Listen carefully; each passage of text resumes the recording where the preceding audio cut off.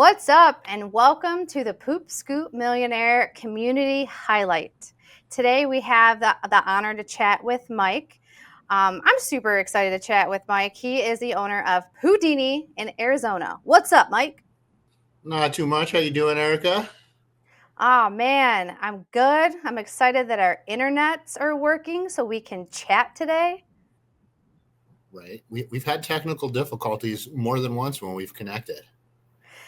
Yep, but we're pushing through it. So, for those of you that don't know who Mike is, which is crazy. I don't even know how you wouldn't know who he is, but say you're new to the channel. Mike, can you give the audience a little bit of a rundown of who you are? Well, I am Mike Caston, owner of Poodini Pet Waste Removal out in Arizona. Um, been in this industry for creeping up on nearly a decade now. So I am considered one of the OGs of the industry, even though there's more OGs that are been at this longer than me. The great Jim Caniglione with Scooby Doo, the King of Poop. Um, was super stoked that I got to meet him at Scoopcon. First time meeting my mentor when I started in real life. We've got a booming business out here in Arizona. And in addition to that, I work on the PSM team. For those of you that don't know, that's Poop Scoop Millionaire, just like the little logo that Erica has back there. And I am the moderator on there and one of the personalities, and I try to mentor and help everybody else out. Oh, and you do a great job. The community is getting very, very large. And I want to say you do an excellent job with making sure that you comment back to people and liking people's posts. So let's talk about that a little bit. When William and Levi decided they wanted to launch this, and I don't know how it happens, like if you reached out to them or they reached out to you, what was your thought on moderating a community like this over in school? Were you nervous? Honestly, I was excited about it. William approached me. He had just seen the work I did running the old Facebook group called Scoop Club. It was kind of a hidden group for scoopers where we all just kind of connected and shared things. And William was a part of that. He was one of the members, and he had seen how I kind of regulated things there, tried to keep it positive, weeded out the bad seeds. And so when he told me about Poop Scoop Millionaire, he approached me and asked if I'd be interested in moderating for it. And honestly, I didn't know what to think. I didn't know what the community was going to be at first. So I said, hey, why don't we just get me signed up? Let me see what it's all about. And I think when I joined, there was like maybe 50 members in the group. It was pretty small. And right away, I could see how great of an opportunity it was. Even back then, there was so much good information. And getting to know William and Levi, they're just absolute killers in business and have taken over the poop scooping game. So I jumped at the chance, and then we have just been building this thing for the last year and watched it climb to nearly 1,000 members now. It's been really amazing to witness the growth of it, and just the interaction and the support that the community has for one another just blows my mind. It's such a night and day difference between Facebook. Facebook was a lot of drama and a lot of babysitting, and PSM is just like-minded people coming together and sharing ideas and trying to help each other grow. Do you think because it is a paid community, so there is a bit of a barrier to get in, do you think that assists with keeping out the drama, let's say? Absolutely. Members have a little bit of skin in the game. There's something to be lost if they don't follow the community rules, if they're bullying, being disrespectful. I mean, obviously we give those kinds of people warnings. We give them a chance to correct the behavior, but if it persists, we have to remove that toxicity from the community. And I think with it being a subscription based plan, people have been paying for it. They want the privilege to be there. Versus Facebook, they have nothing to lose. They're anonymous behind a keyboard, can be a keyboard warrior, and if they get booted, they're like So what? It was a free Facebook group. So I think it is a night and day difference between the free groups and the paid ones. Um, and quite frankly, with PSM, the benefits that come with it, not just from the classroom and the support, but even the discounts that are offered, more than cover the cost of the subscription. And that's something people stand to lose if they can't play nice and just follow the rules. It's pretty basic situation. But some people just can't handle themselves, and that's where I have to step in and regulate. Yeah, and you've been doing a really good job. There hasn't been too much craziness in there. So aside from the moderator part, because you're active with that, you have a pooper scooper business, and your business, to me, it's a large company, right? So you already had this built. How would you say the PSM group has helped your company with being a member since you joined it? It I don't even know the right words to describe it, but it just really motivated me and helped me start to get more organized and structured. I did build my company up pretty big. Back when I started, there was no PSM, there was no Scoop Club, there was no support system for scoopers. I mean, it was well over a year into my journey before I even stumbled across a gym on Facebook and had my first mentor. So I kind of grew everything organically and was really flying by the seat of my pants. And as we got bigger, I just tried to implement what I could to keep the ship afloat. And joining PSM, like, I just saw how much more structure there could be, the benefit of putting systems in place, getting more organized, introducing some automation. It really just turbocharged my business, and we've grown more in the last year than I probably did in the last like 3 or 4 years before then. It's had a tremendous impact. So if you don't mind sharing with the audience, because you know how the audience loves numbers, where's your business at right now? We just eclipsed the 500 recurring customer mark. With our 2 time per week customers, we're taking care of just shy of 700 yards a week. So business is booming. I've got a team of about 17 people, my whole leadership team, and then 12 part-time technicians out there so we can get all these yards done in the Arizona heat. Okay, I'm glad that you said that, because when you said 700 yards and then I was like 17 people, let's explain that a little bit more of why you have part-timers versus full-timers. Really, it's comes down to the climate here. The summers in Arizona will get up to 115, 120 degrees. So even getting an early jump, starting routes at 6 a.m., on a 5 hour day at 11 o'clock, I've had to send people home because they're showing signs of heat stroke. Um, and so for me, I don't feel right trying to get people to work 8 hours a day and that put them out there in the hottest part of the day. It's not worth the risk. Even though I think it would be beneficial to the business to have full timers, I just don't think it would be good for the people. I don't want to have anybody face down in a backyard in a pile of dog poop because they had heat stroke on me. So we just keep it part time. It keeps it flexible. In a pinch, if somebody calls out, we can pull a few stops off of the route and dish them out to each of the techs, make sure we still get things covered. But yeah, ultimately it just comes down to the heat, and I don't want to treat it seasonally where we need a whole bunch more people in the summer and then we just keep our core team the rest of the year. I just like to keep that consistency and the timing and the routes for not only our staff, but for our clients as well. Okay, yeah, that makes sense, because for me over here in the Midwest, we don't deal with those extreme heats. Honestly, for us, when it hits 95, that's when we're like, it's too hot. We can't be outside. We want to be done by 2 o'clock. We're crybabies.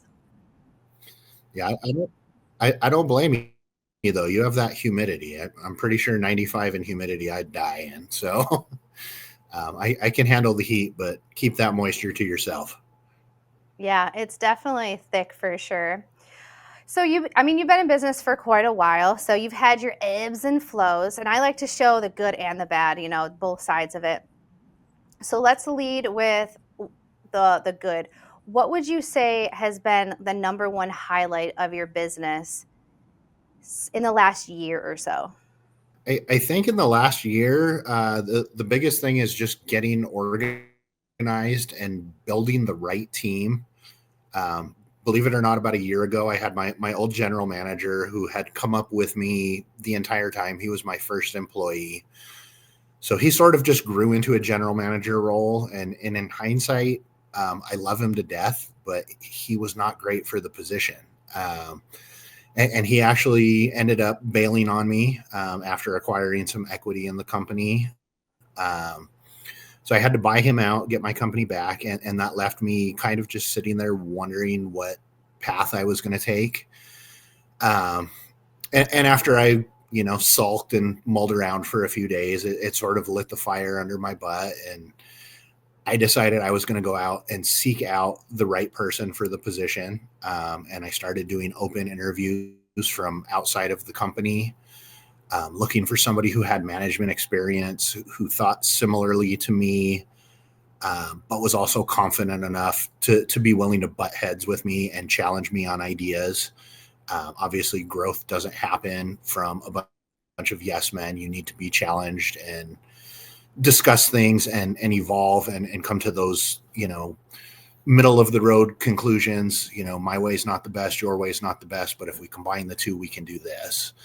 And I finally found that person. And now we have just been moving forward from there, implementing a whole management team. I actually just hired on an assistant general manager, someone that was promoted from within, which allowed one of my other technicians to be promoted to a lead technician. So instead of just myself and a manager, we actually have a full-blown management team now, and we have meetings, and we're able to brainstorm and really discuss all the different parts of the businesses, and then we can all work on our own separate projects and make way more progress.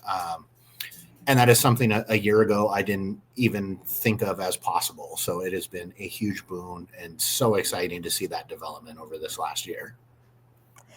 Um, so with that, I'm kind of curious of what the duties are that a general manager does, and then also how did you learn that information? Was that something that you pulled from the PSM community? Well, I'm still kind of putting the pieces together. I have my team in place. We're sort of a work in progress, but essentially my general manager handles all of the operational side of things. So scheduling, hiring, training, um, just coordinating with the operation side. So that's all of the in the field work. I'm still handling some of the admin, the customer facing side, but that will eventually be moving over to her, especially now that she has an assistant GM to help with some of the other stuff.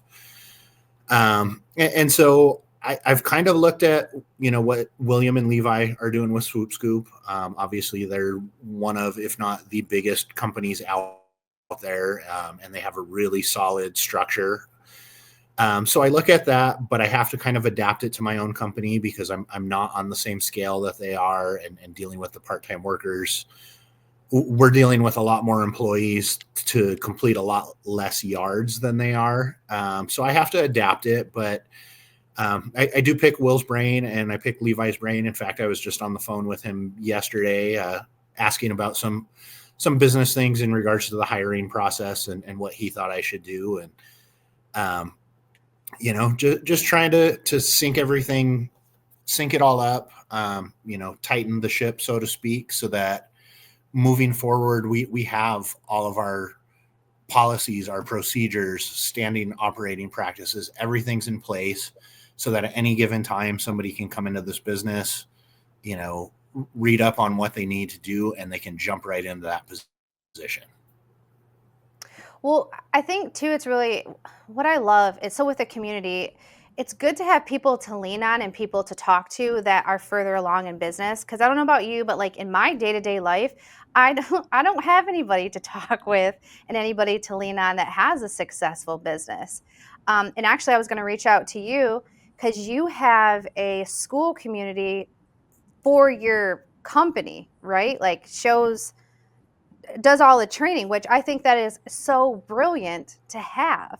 And I'm like, I need to start building something like that. And I was telling Stephanie from Turd Nerd, because she's looking for, some help in the office. I'm like, you got to talk to Mike and build out one of these communities for your company.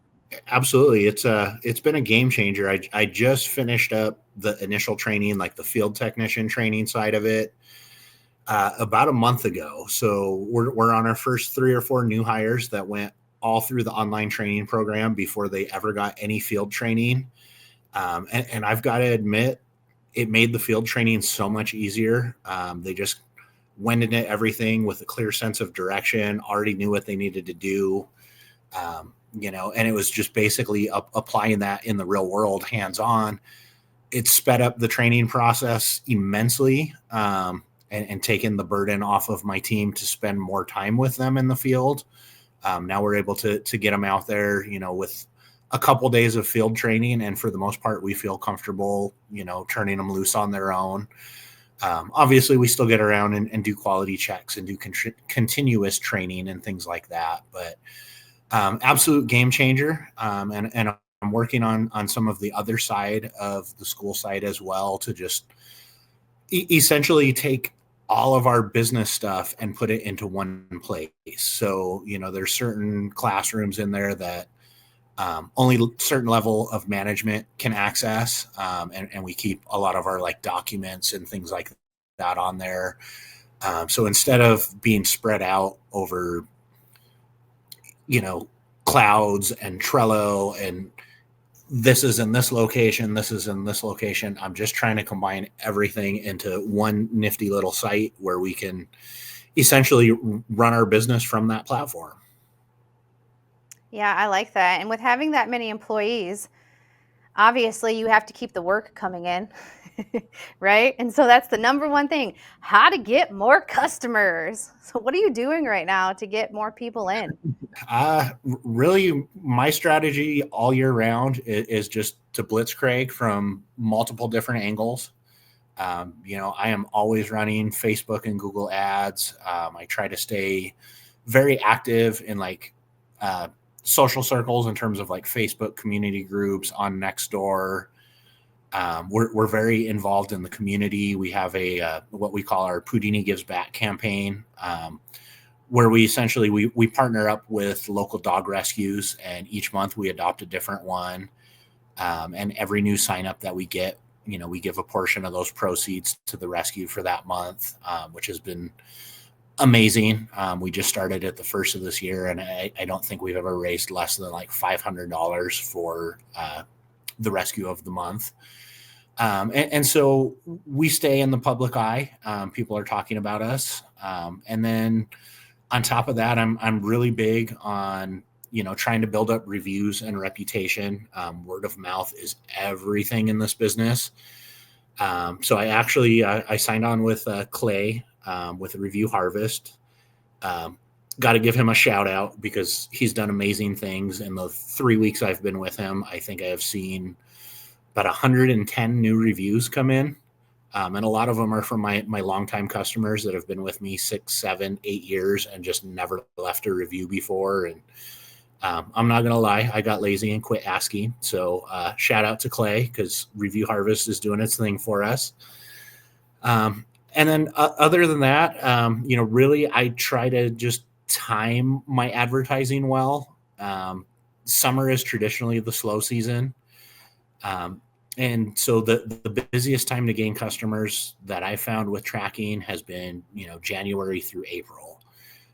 So I kind of invested in myself this year. I looked at, my anticipated numbers, forecasted how much money I would have for marketing for the year, and I literally dumped all of my money into the first quarter advertising budget. Took a huge gamble on myself, but it paid off. We ended up adding well over 100 customers in the first quarter. And so that recurring revenue is going to bring that money back in so that I have money to dump into advertising again in the fall. So I think I'm going to just keep following that blueprint until I figure something else out. But, if it's not broken, don't fix it. Yeah, I'll share something with you. I did something very similar, because as you know, I had a very rough year last year. It was a bad year for my business. And My revenue dropped down to $13,000 a month. I was like, I'm going out of business. Like that's how bad it was, right? With dumping the money into advertisement and going hard that first quarter, I was able to rebuild my business up in 3 months and get it back to where it was before those accidents. That's And I'm like, awesome, oh, thank you, Lord. Now we're back in business, baby. right? You got to spend it to make it, but you have to make sure you're effective with your advertising. And I think that's one of the biggest things that has come with PSM is the number of people in there that truly know what they're doing with advertising. Whereas before, I think a lot of us were just winging it, doing the best we could. And we were probably just burning money, setting it on fire, running ineffective Facebook ads. And having those resources, I think, has jump started a ton of us. I mean, the difference I've seen, the difference you've seen, just watching some of the new members that came in, started their business, and within 3 months they had over 100 recurring customers. I think it took me 2.5 years before I hit 100 recurring customers back in the day. Yeah, it was tough back then, that's for sure. But like you said, having the resources and then having other people be like, no, you have to put money into it, but this is how to do it. And it's scary when you go to dump thousands and thousands of dollars and you're like, I don't know what's going to happen. But now we're on the slower season. So if somebody's watching this that's like, I only have, let's say, $500 or $1,000 a month, and they're trying to figure out, like, should I put it in Facebook or should I put it in Google? Do you have any suggestions on offering some advice? My advice is to do what you can afford to do. If you've only got a few thousand to spend on the year, I don't recommend blowing the whole load right here in summer. This is the most expensive time to acquire customers. But I'm a firm believer in always having some kind of a presence. So even if they're just, some low dollar awareness campaigns that, if all you can afford is $5 a day, get it out there. Somebody might see the ad. It only takes one or two customers to sign up. And now you have some recurring money coming in that you can now reinvest. And don't be afraid to get down and dirty and do old school boots on the ground marketing. I think a lot of the new generation is 100% hell bent on, digital or nothing. And that's fine. It works for a lot of people, but I always pose the question too. If you've got all of your money tied up in Facebook ads, what happens if one day something gets triggered and you're now suspended from your Facebook account? Your And that's entire happened a lot. operation shuts down. It's happened to several people. It happened to me. I'm still banned from advertising on Facebook because of my account being hacked 6 years ago. So I have to run my ads through an agency now because I can't even control my own. So I'm a big believer in diversify. If you don't have a whole lot of money to spend, then you need to invest time. Marketing is not free. It's going to cost you time or money. So you got to work with whatever resources you have. If that means going door to door with door hangers, just going out to networking events, even if it's, going to the dog park and talking to everybody there and handing them a business card, spread the word any way that you can. And then save that big spend of money for the peak season. Typically that's the spring or the fall, and rack up as many customers as you can in that time while the cost of getting those customers is at its lowest.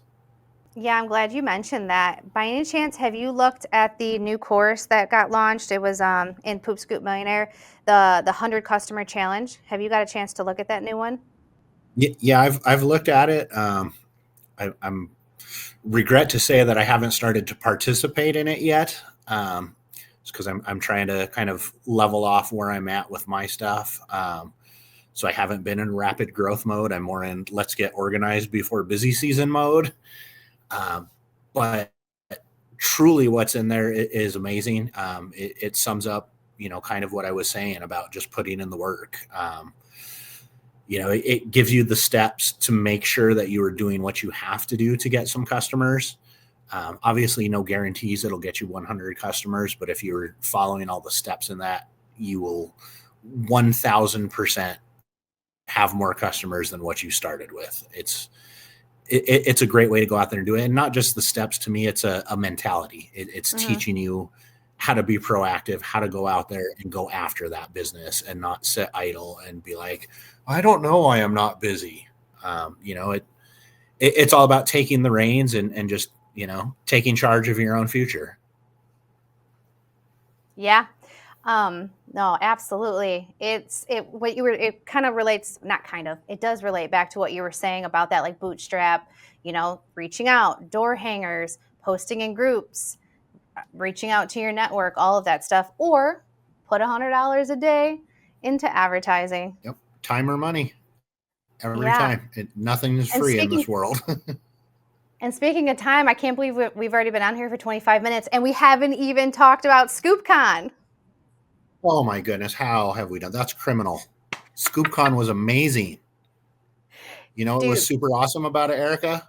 You and I finally got to meet for the first time in life, real life. what I've had known it been, Erica. 6 How years? long have we known each other? 6, 7 years, 6 going on maybe 7 7. years. Yeah, because I found the Have group come that we weren't so allowed to close to talk. meeting so many times, and it never happened. Uh, Quite the experience. We got to meet so many people, so many old friends, like yourself, people that I've known for 5, 6, 7, 8 years online. Feel like they're some of my best friends in the world. We've just never hung out in person. Um, Such a great experience, and then just the event itself, all the different speakers, getting to be up on stage and be part of that expert panel and just see how interested everybody was in learning and wanting to succeed and wanting to help each other. It was quite the thing to attend. I keep saying amazing every time anybody asks me about it because I don't know how else to describe it other than it was simply amazing. Already looking forward to Scoopcon 26. I was so impressed with the amount of people that I was talking to that either hadn't fully started their business yet, they were still trying to figure it out, or just started. A lot of times you don't see that where people are wanting to invest in themselves so early. And I'm like, they're going to be so much further ahead of me because they are serious about this. Oh, absolutely. This new generation of scoopers is coming in is going to blow a lot of us out of the water. And I'm here for it. They're coming in with the right attitude. They're learning. They're going to grow. They're going to be successful, and it's going to just propel this industry forward as a whole.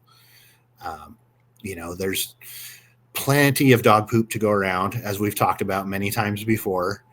The industry is really in its infancy stage compared to other home services. We are not, on the level of landscapers and pest control. So there's so much room for growth. Eventually, we might actually be recognized as our own industry for insurance purposes on Google, all the places we've been lacking. And I think this new wave of people coming in is going to be the generation to get us there. I agree. It has been needed for a very long time because this industry, it's not like it's only been around for a couple years. This industry has been around since what, the 80s? Yeah, I think somewhere in the 80s, like the first major company has been around. I mean, I know a few people that have been doing it for 25, 30 years at this point. And they probably were not the first to ever do it. So it's been a long time coming, and it's nice to see it start gaining some traction. Um, I know a lot of the old salty dogs are kind of panicky, and they're like, "Oh, all these new people are coming and taking our business." I'm like, no, they're coming here and they're spreading awareness, and now people actually know we exist. So I feel like I've been growing at a faster rate since I've had more competition pop up, because people in the community are just aware of it. They accept it. There's a lot less of the trolls, asking who would hire somebody to do that. It's breaking barriers, and it's really exciting time for the poop scooping industry. It's really picking up, knee slapper. Ba-dum-dum.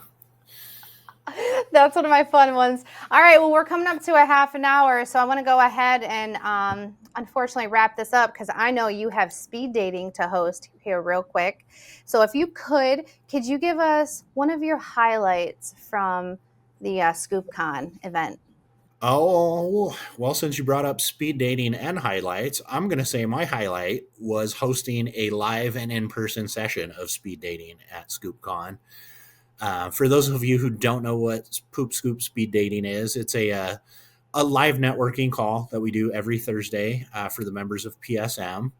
And we kind of go over a topic. We break out into small little groups of 4 or 5 people so that everyone gets a chance to mingle, meet new members, and have a little bit more intimate discussion on the topic.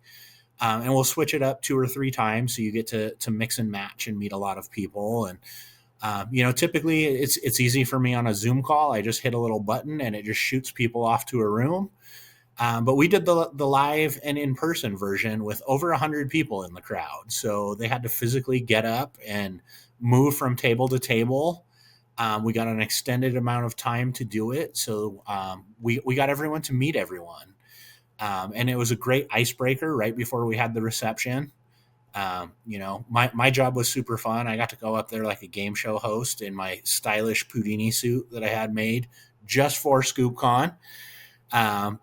And I kind of, just got to direct the whole thing from up on stage.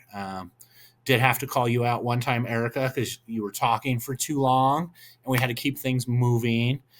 But that's just you because you love people and you love to connect, and I love you, so I called you out in front of the crowd with love.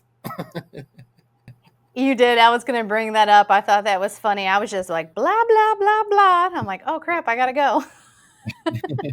But yeah, that was definitely one of my biggest highlights. I mean, there was so many good takeaways from the whole weekend, and but for me, being that that's something that I run every week, to do it live and in person, and to see how well received it was by the entire crowd, that had to be my personal highlight out of everything.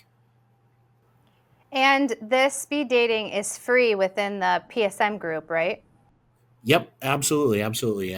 We have the speed dating calls every Thursday for all of the members of the Poop Scoop Millionaire community. Always encourage everybody to join. The more, the merrier. In addition to that, Kelly Shirey actually hosts a Sunday Scoop session call, which is another live networking. Not in the speed dating format. That's just more of an open format Q&A type thing. As well as the various live calls and trainings that William and Levi put together. And honestly, if you're on these calls, we have occasional special guests. Erica Kruppen sometimes drops in on speed dating as one of my celebrity guests. Sometimes we have Justin Owen on there. Sometimes Will or Levi themselves will pop in. And it's such a great experience because, how often do you get the chance to have one-on-one time with one of the leaders in the industry and ask them some direct questions and get an immediate response right there? That's invaluable. Yeah, it's really fun. I love the speed dating, but sometimes there's some people in. I'm like, put me in the room with them, and I'm like, dang it, I didn't get put in there. Like Mark, was it Mark Gromer? I was like, dang, he's spitting fire. I want to get in his room. Yeah. Yeah, unfortunately, sometimes it's luck of the draw who you get paired with. But honestly, like I found, I love interacting with all the people, rather the veterans that know more than I do, or even some of the new kids on the block. They come with such fresh ideas and different tips and tricks that I never would have thought of. Because we're creatures of habit. We've done what we've done that's gotten us this far, and we know it works, but that doesn't mean it's the only way or the best way. So I love the collaboration of all these different creative minds coming together, and I think when we step away from those calls, regardless of who you're in a room with, you come away with something in every call. Oh, facts. Like notes and notes of stuff to take back to your business and be like, okay, I think this could work. I think I can improve this. Yeah, absolutely. I think the hardest part of having to host those calls is I don't get to sit in any of the rooms with anybody. I have to bounce around and oversee, make sure everything's going. So that's why I always put everybody on the hot seat at the very end, and I make them share one or two nuggets that they learned, because that's where I get my own personal recap of all the stuff that had been, absorbed by other people that I might have missed out on because I can't be in all the rooms at all the times. Yeah. Ooh, that's smart. That's smart.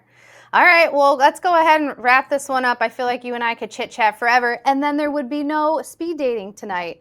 So, you guys that are listening, if you are not part of the Poop Scoop Millionaire community yet, I'm sure there will be a link down below. Click that, and then you can sign up for the community and then join the speed dating every Thursday. I want to say thank you so much, Mike, for hanging out with us today, and I look forward to chatting with you more. Awesome. Thank you for having me on, Erica. It's always a pleasure, and I'm sure I will see you soon. Hopefully, you'll be at speed dating tonight. Yeah, chat with you soon. Bye.